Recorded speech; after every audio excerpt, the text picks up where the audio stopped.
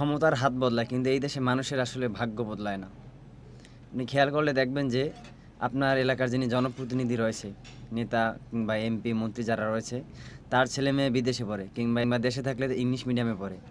কিন্তু আপনার আমার মতো যারা গরিব ঘরের সন্তান রয়েছে, তাদেরকে পড়তে হয় সেই এলাকার অজবরাগায়ের প্রাইমারি স্কুলে, ভাঙাচোরা স্কুলে, যেখানে শিক্ষক সংকট, ক্লাসের সংকট, মানহীন শিক্ষা। কিন্তু আপনি যে নেতার পিছনে ছুটছেন, সেই নেতার সন্তানরা কিন্তু এই দেশে পড়াশোনা করে না। তারা যদি ছোট বয়সে থাকে তখন তাদেরকে ইংলিশ মিডিয়ামে ভর্তি করা হবে, যখন বড় হবে তখন তাকে বিদেশে নিয়ে পড়াশোনা করাবে। এরপর যখন সে বড় হয়ে আবার আসবে, তখন সেই নেতার যে ছেলে তার স্থলাভিষিক্ত সে হবে। কিন্তু আপনি কি হবেন? আপনি সেই নেতার ছেলের পিছনে গিয়ে আবার পদলেহন করবেন, তার পিছে পিছে ঘুরবেন।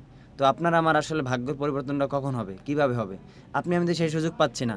আপনি বড় হয়ে একটা বিশ্ববিদ্যালয়ে ভর্তি হবেন, আপনি সেখানে গিয়ে জ্ঞান অর্জন করবেন, গবেষণা করবেন, সেই সুযোগ পাচ্ছেন না। সেখানে আপনার নেতা আপনার বিশ্ববিদ্যালয়ে রাজনীতি ঢুকিয়ে রেখেছে। আপনি সেই রাজনীতির বলি হয়ে আপনি সেই নেতার পরবর্তীতে গোলামি হবেন, অথবা সেই নেতার পিছনে আপনি ঘুরবেন।